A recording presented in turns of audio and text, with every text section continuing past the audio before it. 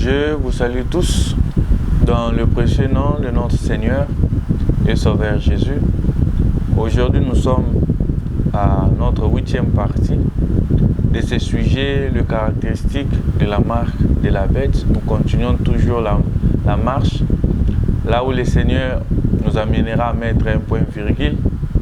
Nous mettrons un point virgule parce que nous croyons que le jour que Dieu nous inspirera encore quelque chose, nous viendrons encore parler au peuple de Dieu. Et lorsque Dieu aussi peut inspirer notre ministre sur ce sujet, il peut aussi venir en parler. C'est pour cela que nous mettons toujours un point virgule, parce que la révélation, la connaissance ne se limite pas à la personne dont je suis, mais c'est dans le ministère étant un homme, mais aussi le ministère en général.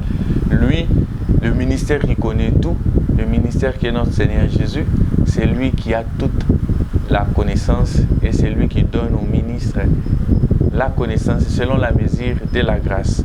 Et nous parlerons aujourd'hui sur la continuité de nos pensées de la 7e partie. Comme nous l'avons parlé, nous avons dit que prophétiquement, la marque de la bête ne se manifeste pas encore ouvertement, mais le temps après l'enlèvement de l'Église, c'est là où prophétiquement la marque de la bête viendra se manifester ou se dévoiler ouvertement. Mais comme aussi des Thessaloniciens 2:7 nous dit que le mystère de l'iniquité agit déjà, il faut seulement que celui qui les retient ait disparu. Vous comprenez que ce qui les retient, c'est encore l'Église. Mais pendant qu'il agit sous mystère, nous, l'Église, comme il agit déjà, nous devons savoir ses méthodes. Et dans la 7e partie, nous avons pu parler d'une manière générale parce que la marque de la bête regarde les nations, en général, l'humanité en général. Mais la pensée que nous voulons en parler ici, c'est lorsque cette marque vient s'attaquer à une personne en particulier. C'est-à-dire les caractéristiques que nous devons avoir comme connaissance étant l'Église. Lorsque tu vois le diable venir t'attaquer personnellement ou en particulier, parce qu'il faut savoir que la marque, comme nous l'avons dit, c'est toute une méthode de vie, c'est tout un enseignement. Nous n'allons pas se répéter ici. C'est tout un enseignement, c'est toute une méthode de vie, un mode de vie, un mode de pensée, et que l'ennemi cherche à amener l'humanité à avoir une pensée unique, comme quelqu'un pense, c'est-à-dire en Amérique, il faut qu'en Asie aussi que l'on pense de la même manière, en Afrique, en Europe, ainsi de suite, en Océanie, que toute l'humanité puisse avoir une pensée unique. Quand nous parlons d'un sujet médical, que la pensée soit unique. Quand nous parlons d'un sujet sportif, que la pensée soit unique. Quand nous parlons d'une manière de comment s'habiller, il faut que la pensée devienne unique. C'est-à-dire que l'on normalise ce que l'ennemi voit. Comme Isaïe aussi le dit, que dans les derniers temps, les hommes commenceront à voir le mal comme un bien et le bien comme un mal. Et le mal, maintenant, en ce moment, est tellement normalisé. Mais nous étant enfants de Dieu, nous étant l'Église de Dieu, nous avons notre mode de vie. Nous avons notre mode de voir. Nous avons notre mode de s'habiller. Comment nous nous habillons, comment nous nous marions, comment nous marchons, comment nous parlons, comment nous vivons. Nous aussi, nous avons notre manière. C'est ça notre évangile. Et dans le ruse que l'ennemi utilise, nous étant enfants de Dieu, nous devons détecter ces choses, nous devons avoir connaissance à ces choses. C'est pour cela que quand nous parlons des caractéristiques de la marque de la bête, en fait, nous parlons des caractéristiques du diable, parce que la bête en soi, c'est le diable, qui Apocalypse 12, le verset 9 le dit, c'est grand dragon, parce que vous allez comprendre que le combat commence au ciel. Et il a l'image du grand dragon. Là, je suis dans Apocalypse 12, le verset 1. Il a l'image du grand dragon rouge. Et vous allez remarquer que quand il est précipité, il doit changer, c'est-à-dire l'apparence. Et c'est là où il prend l'apparence maintenant des deux bêtes. dans Apocalypse 13. Parce que quand il est dans l'Apocalypse 13, il est déjà précipité. Mais dans le ciel, il avait l'image du grand dragon rouge. Et quand il est précipité, il vient s'incarner sur les deux bêtes d'Apocalypse 13. Et là, il change maintenant de forme, il s'incarne sur les deux bêtes, il quitte l'image de ce grand dragon rouge, tout en étant toujours cela, mais il se manifeste par rapport à l'humanité, il se manifeste devant les gens en étant ces deux bêtes qui sortent de la mer et qui sortent de la terre. N'oublions pas que lorsqu'il se manifestera, il ne se manifestera pas comme celui qui est l'Antichrist. Il faut oublier ça. Il se manifestera comme celui qui vient apporter la paix, comme celui qui est même Christ. Il viendra avec la pensée c'est-à-dire de se voir comme celui le divin, celui le Dieu de l'humanité. Il ne viendra pas comme nous le disons ici, comme la bête, comme l'antichrist. Détrompez-vous, il ne se manifestera pas ainsi, même comme le grand dragon, même rouge que nous parlons. Même quand nous l'appelons la bête, ne crois pas qu'il se manifestera comme la bête. N'oublions pas que le Seigneur Jésus appelle Hérode un renard. Il lui identifie à une bête. N'oublions pas que le Seigneur, notre Dieu, identifie Nebuchadnezzar au diable et il l'appelle aussi comme un dragon, comme un aspic, comme un basilic, même la Syrie. La Bible l'identifie comme une bête. L'apôtre Paul dit encore aussi que j'ai combattu avec des bêtes en Éphèse et ce sont des humains, des hommes animaux, selon le langage de la pensée biblique. C'est-à-dire que ça sera un humain. Il viendra avec c'est-à-dire le corps ou le caracasse humain. Hein, c'est ce qui lui portera l'Antichrist. Et nous avons dit aussi dans des vidéos précédentes, je crois à la 6e partie, le pourquoi il se présentera cela. Parce que quand nous cherchons à amener cela vers, c'est-à-dire dans nos vies quotidiennes, comme nous vivons, vous allez remarquer une chose, que le diable, lorsqu'il vient combattre, c'est ce que nous avons dit, il viendra toujours en portant un corps que tu auras la facilité de l'écouter. Parce que le diable, ce qu'il cherche en premier, c'est la porte. La porte où pénétrer, la porte où entrer, la porte où s'imposer, la porte où comment faire. Et nous avons remarqué cela pourquoi, en identifiant étant la bête, comme Ecclésiaste 3.15, Ecclésiaste 1.9 nous dit qu'il n'y a rien de nouveau sous le soleil. Ce qui a été, c'est ce qui sera. Dieu ne fait que ramener ce qui était passé. Nous devons rentrer en Éden pour comprendre ce serpent ancien qui est le diable, comment il a agi au commencement, et nous allons le comprendre comment il agira aussi. Parce que si nous comprenons comment il agit, comme il n'y a rien de nouveau, il répétera ces éléments. C'est comment il va agir en Éden sur nos vies. C'est là où maintenant nous avons soulevé le pourquoi il s'est d'abord incarné en ayant la peau du serpent. Et la Bible dans Genèse 3, nous dit que parce qu'il était le plus rusé, vous allez voir qu'il cherche d'abord à prendre un don. Il cherche à prendre d'abord un talent. Le diable n'utilise pas n'importe qui. C'est-à-dire pour soit t'amener à l'erreur, il va amener une personne qui a aussi un don, qui a aussi un talent. Ne crois pas pour te faire danser avec de musique qui prône de l'insanité. La plupart des cas, vous allez voir que ces gens ont réellement des dons. Ils savent chanter, ils savent composer, ils ont des talents. Et ils ont vraiment des talents. Et pour eux, le diable aussi en ayant, c'est-à-dire ses talents à lui, bien que c'est dans ses mauvaises pensées, n'oublions pas que l'apôtre Paul le dit quelque part, c'est par ruse. C'est-à-dire l'apôtre Paul dit aussi qu'il a utilisé la ruse. Mais vous allez comprendre que la ruse que l'ennemi utilise, c'est la ruse qui va dans le sens à nuire. Et c'est un talent que l'ennemi utilise. Il ne vient pas s'incarner à n'importe qui. Lorsque l'ennemi, le diable, cherche à imposer sa méthode, que vous voyez quelqu'un qui était comme ça, bascule à une vie de perversité, ça n'a pas commencé directement, vous voyez que la personne a changé d'habitude, il commence à faire maintenant du n'importe quoi.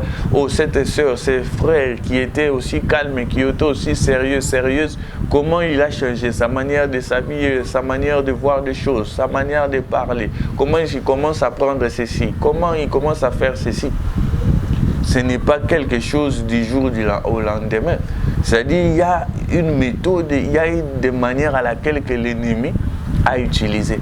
Parce que si nous voulons maintenant lever la pensée sur le côté national ou universel de la marque de la bête, il faut bien comprendre que cela commence par des hommes. Pour que cela devienne universel, il faut qu'il y ait un homme. C'est pour cela que nous, étant Église de Dieu, nous devons d'abord savoir ces choses. Pourquoi l'ennemi, lorsqu'il vient, pour imposer ou mettre de sa manière ou de sa marque dans la vie d'une personne, il utilise ces méthodes. La première que nous avons utilisée, c'était la ruse. La ruse, pourquoi? D'abord, pourquoi? Parce que c'était les serpents. Les serpents, pourquoi? Parce que les serpents vivaient en Éden.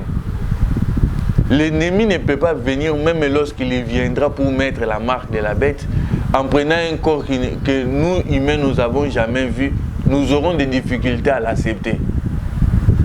Il y prendra toujours un corps que nous avons l'habitude de voir ou de côtoyer. C'est pour cela d'ailleurs nous avons dit que l'ennemi, pour entrer dans ta vie, il utilisera toujours des personnes qui sont proches de toi. Vous vous demandez pourquoi Dieu créa l'humanité et il créa une armée. Pendant qu'il n'y a pas un adversaire en dehors. Mais Dieu, créant l'humanité, il a déjà fait son armée. Il avait son armée des anges. Mais il crée l'humanité tout en sachant qu'en dehors de ce qu'il a créé, il n'y avait pas d'adversaires qui viendront les combattre. Parce qu'il sait que le combat vient de l'intérieur. Le combat ne vient que de l'intérieur. La vérité dans le combat ne vient pas vraiment forcément de l'extérieur. La vraie vient de l'intérieur. Hein, la vraie menace, la vraie menace, c'est de l'intérieur. Le vrai combat, c'est de l'intérieur. C'est pour cela que le diable a utilisé celui qui était à l'intérieur. C'était le serpent. Et le serpent avait la facilité à parler à Ève. Parce que ce que l'ennemi cherche, c'est la porte. Même dans notre vie quotidienne, ce que l'ennemi cherche, c'est la porte ou comment entrer. C'est où comment entrer.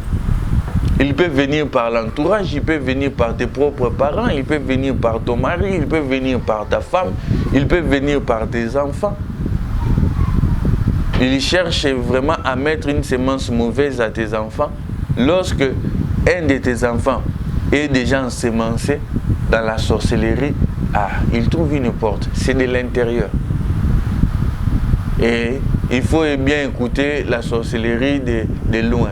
Lorsqu'il vient habiter au-dedans de chez toi, ce sont des combats qui commencent. Et encore quand il est de l'intérieur, tu as d'abord la difficulté de détecter cela. Et l'ennemi le sait. Dans ses caractéristiques, quand nous parlons du ruse, le ruse qu'il utilise, c'est d'abord ça. Il a choisi le serpent. Pourquoi le serpent était à l'intérieur?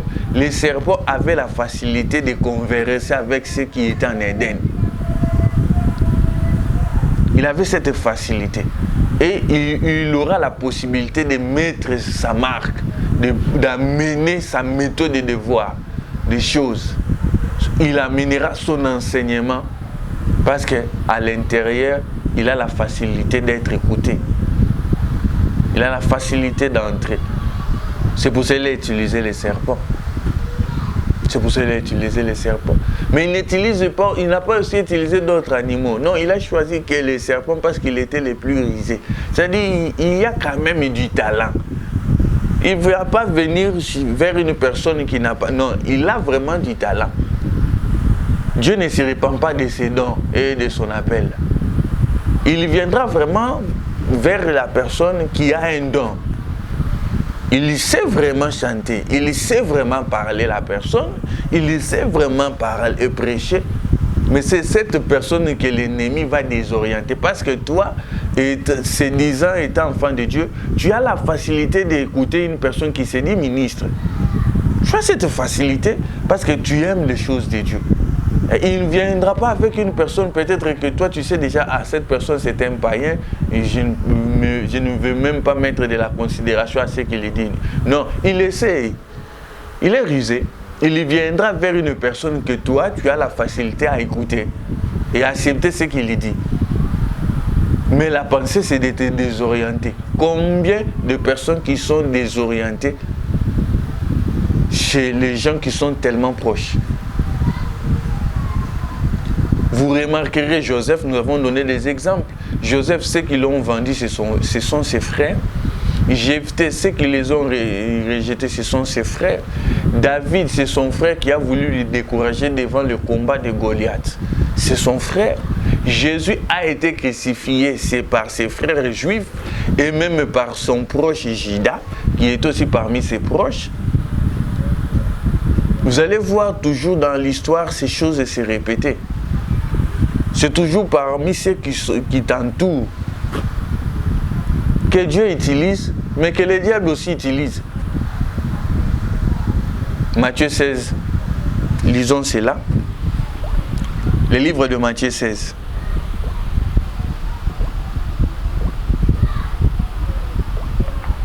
Le livre de Matthieu 16. Je suis au verset 21. Je peux commencer au verset 22 jusqu'à 23. Je l'ai lu au nom de Jésus-Christ. Pierre, l'ayant appris à part, s'est mis à les répondre et dit: à Dieu ne plaise, Seigneur, cela ne t'arrive pas. Mais Jésus, se retournant, dit à Pierre: arrière de moi, Satan, tu mets en scandale, car tes pensées ne sont pas les pensées de Dieu, mais celles des hommes. Mais vous allez voir ce même Pierre, au début, dans le verset 16, je commence au verset 15, le même Pierre qui a dit ceci, que le Seigneur le dit qu'arrière de moi Satan, c'est la même bouche qui parle. Il dit encore: et vous leur dit-il, qui dites-vous que je suis? Là c'est le Seigneur Jésus qui pose aux disciples. Simon Pierre répondit: tu es le Christ, le Fils du Dieu vivant. Jésus lui reprenant la parole, il lui dit: tu es heureux, Simon, fils de Jonas, car ce ne sont pas la chair et le sang qui t'ont révélé cela, mais c'est mon Père qui est dans le cieux. Vous voyez, la même personne, la même bouche, ici, il reçoit une révélation venant de Dieu. Mais quand tu descends, la même personne, la même bouche, reçoit une révélation qui vient du diable. Ce n'est pas forcément parce qu'une personne te dit quelque chose qui est bon, qui est bien, que forcément dans ta vie, il te dira toujours des choses qui sont bonnes. Il faut faire attention, la confiance en Dieu. Quand quelqu'un te dit quelque chose, même comme je dis ici, je prêche ici, il faut toujours vérifier. Ce n'est pas pour rien que Dieu a voulu laisser cette écriture des chrétiens de Béret. Il faut toujours vérifier. Ce n'est pas parce que tu dis que celui-ci c'est mon pasteur, tu dois dire amen à ce qu'il dit à chaque instant. Même quand il cherche à te conseiller par rapport soit à une histoire que tu as parlé avec lui, par rapport à ton couple, par rapport à ton travail, j'en sais. Il faut toujours se référer à ce que Dieu dit. Il faut toujours vérifier si réellement Dieu le dit. Et sache-le que l'ennemi pour entrer, pour t'imposer, ou pour t'amener d'une manière de ruse à faire quelque chose qui est contraire à la parole de Dieu, il aime toujours utiliser l'entourage. C'est toujours dans l'entourage. Il faut faire attention à cela. C'est toujours à l'entourage. Adam de lui-même, il ne voulait pas y prendre. Pour que Adam y prenne, il faut que ça soit son proche. C'était qui? C'était Ève. C'est Ève qui lui a amené ce fruit interdit. Et ici encore, nous allons parler pourquoi la femme? Pourquoi le diable est venu vers la femme? Définissons d'abord, selon la pensée biblique, qu'est-ce que Dieu dit de la femme, ce qui lui caractérise la femme. La Bible, nous n'allons pas faire ces lectures à cause du temps. La Bible dit que la femme, c'est celui qui a les désirs. Là, nous voyons dans Genèse 3, le verset 16. Vraiment, vous allez nous excuser dans cette 8e partie. Nous n'allons pas faire tant de lectures. Vous pouvez toujours vérifier. Vous pouvez toujours faire des lectures.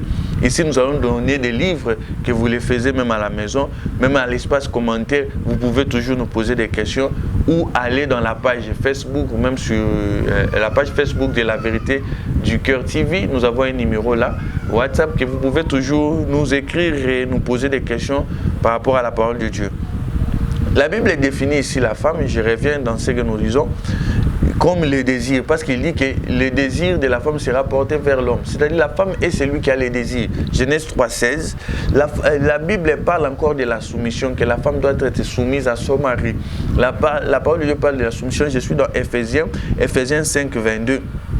Vous allez voir de cela, la soumission que Dieu appelle à la femme à la soumission. La Bible parle encore que la femme c'est le corps. C'est l'Église et le corps de Christ. C'est-à-dire vous comprenez que la femme est le corps de l'homme. C'est-à-dire Dieu aussi définit la femme comme le corps. Je suis dans Éphésiens 5, le verset 28 à 29. Vous allez voir encore que Dieu définit la femme comme la faiblesse. Je suis dans 1 Pierre 3, 7. Je crois que nous avons fait déjà ces lectures dans la vidéo précédente. Et il y a aussi la souffrance de l'enfantement, Genèse 3.1, la porteuse de la sémence. C'est aussi toujours la femme. Vous allez voir que la femme étant le corps, le diable sait, comme c'est lui la faiblesse, c'est lui le corps, il ne va pas venir vers la force directement. C'est un rusé. Il viendra vers la faiblesse. Et nous aussi, ne regarde pas ta femme, parce que des gens, quand ils disent la femme, ils regardent directement sa femme, c'est lui la faiblesse de sa vie. Je ne dis pas le contraire, mais ne regarde pas, ne va pas rapidement par rapport à cela. Je prends d'abord l'humain, parce qu'ici la pensée d'abord de la pensée particulière de toi, la personne. Moi étant un homme, mon corps est ma faiblesse. C'est ça la femme. C'est parce que c'est mon corps qui a le désir. Le désir de manger, d'avoir de bonnes choses, de belles choses, d'avoir aussi des choses. C'est le corps qui désire cela. Et il vient tourmenter l'homme qui est l'esprit à réfléchir à comment satisfaire ses besoins. Et c'est l'esprit réfléchir comment satisfaire le corps, à trouver quoi manger, à trouver de quoi se vêtir, c'est ainsi de suite. Nous pouvons détecter la femme dans plusieurs types. Nous pouvons dire par rapport c'est-à-dire à la famille, les parents et les enfants. Les enfants ont ces caractéristiques de la femme. Et les parents, c'est ça l'homme. Nous prenons l'exemple de l'État. L'État, c'est l'homme. Et le peuple qui gouverne aussi, c'est aussi l'image de la femme. Parce que c'est le peuple qui gouverne qui a les désirs, qui ont besoin de ceci. Et l'État, maintenant, doit aussi trouver des moyens comment satisfaire les besoins. Il représente aussi la femme. C'est-à-dire la femme, nous pouvons les détecter dans plusieurs types de modèles. Et l'ennemi aime attaquer beaucoup la femme parce qu'il sait que c'est par la femme qu'il touchera aussi l'homme. Et c'est de même que l'ennemi vient nous attaquer par le corps, de montrer des besoins. Comme il a montré à Ève en Éden l'arbre. Il lui a montré, non, si tu prends ceci, tu seras comme ça. Et il aime toujours à montrer à quelqu'un les avantages de la désobéissance. Et à nous, nous le disons toujours et nous n'avons pas honte de cela. Nous croyons à l'évangile qui ne permet pas, dans l'ensemble des saints, je précise, dans l'ensemble des saints, à la femme d'enseigner. Et nous croyons en cela et nous disons Amen à cela. Et l'ennemi, pour maintenant venir te séduire à autre chose, il te montrera des femmes qui lui prêchent et qui font aussi, voilà, toi tu dis que la femme ne doit pas enseigner, mais comment telle femme prêche, les gens aussi sont nombreux, il faut aussi des miracles. Il aime ça. Il aime te montrer les avantages de la désobéissance. Il a montré à Jésus le royaume de la terre. Il dit, prosterne-toi. C'est-à-dire, crois en ce que je te dis, prosterne-toi devant moi. Je te donnerai le royaume. Quelle est la différence avec ce que les hommes viennent te dire? Sois prudent, sois prudente, toi enfant de Dieu, toi fils du royaume. L'ennemi aime toujours à montrer cela. Il avait montré à Ève les avantages de la désobéissance. Tu seras comme Dieu. Il ne vous dit pas la vérité. Vous serez comme des dieux. Il aime dire ou montrer aux gens les avantages de la désobéissance. Mais la pensée, c'est de te donner. C'est ça la ruse. De te mettre sa marque. De t'imposer sa marque. N'oublions pas, nous l'avons dit que la marque est toujours posée à la main droite. Là où se trouve de ta force, là où se trouve ta puissance. Comme nous l'avons expliqué, la droite représente la force, la droite représente la puissance. Comme aussi Exode 15 le dit, lorsque les enfants d'Israël ont traversé la mer Rouge, il y a beaucoup d'exemples que nous pouvons dire, même dans le livre des Psaumes, là où on parle de la droite. Et il dit que ta droite a révélé ta force. Lorsque les enfants d'Israël chantaient la louange quand ils ont traversé la mer Rouge. Il vient toujours poser cette marque dans la main droite, et l'on précise, parce que la main droite représente là où se cache ta force. Là où se cache, c'est-à-dire ta puissance. Il aime assujettir cela parce que pour que tu deviennes faible totalement, qu'il puisse t'assujettir et te dominer. Il viendra par là, là où il y a les désirs. Car c'est le corps qui a besoin de nouvelles technologies, de nouvelles iPhone, Samsung qui sortent. Il viendra te proposer parce que c'est ton corps qui a plus besoin de ça. Il viendra là. Et il te montrera les avantages. Tu vois, cet iPhone fait ceci. Et ton esprit est en train maintenant de réfléchir comment y trouver. Et tu te retrouves dans le péché à cause des choses éphémères. Et au-delà même des choses éphémères que tu auras, que tu vas obtenir, tu as aussi cette marque. Et l'ennemi aime beaucoup faire gober les gens ces mensonges. Qui te dit que tu es en train de faire des choses que Dieu n'admet pas? Tu es en train de pécher à gauche, à droite, et tu crois que les esprits mauvais te regardent. Parce que les gens de foi croient que il vit dans une vie de perversité, il vit dans une vie de péché, et pour lui, il croit qu'il est toujours libre. Il croit que les démons les regardent à chaque fois qu'il pêche. Il habite en toi. Tu crois que quand tu as un démon dedans de toi, tu deviendras rouge ou vert, tu auras toujours le visage que tu as. Tu auras toujours le visage que tu as. Mais tu seras une personne possédée. Parce que tu remarqueras, il y a certaines choses que tu sais consciemment que ce n'est pas bon, mais tu n'arrives pas à abandonner. Pourquoi? Tu as déjà cette sémence en toi. Le diable a déjà ensemencé quelque chose au-dedans de ton âme et de ton esprit. C'est pour cela qu'il faut avoir conscience de ces choses. L'ennemi attaque la femme parce qu'il sait que par la femme, il aura l'homme. Et même aussi physiquement dans l'humanité, vous allez voir que l'ennemi aime beaucoup attaquer le côté de la femme, même dans la perversité, dans la manière de faire, dans la manière de s'habiller, dans la manière de se comporter. Il aime beaucoup ce côté parce qu'il sait aussi que c'est ça la faiblesse de l'homme. Vraiment que Dieu nous aide vraiment à comprendre la pensée de ce message que nous avons voulu parler de la part de notre Dieu et que chacun de nous reçoit encore de la part de Dieu une grâce particulière à travers ce message pour nous amener encore à plus de la conscience de l'identité que nous avons en Christ. Et il ne faut pas avoir honte de l'identité que tu as.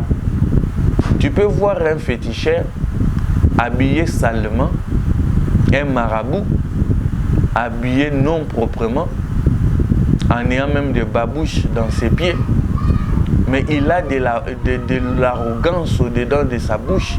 Il parle avec arrogance parce qu'il sait de quoi il est capable, de l'identité qu'il a.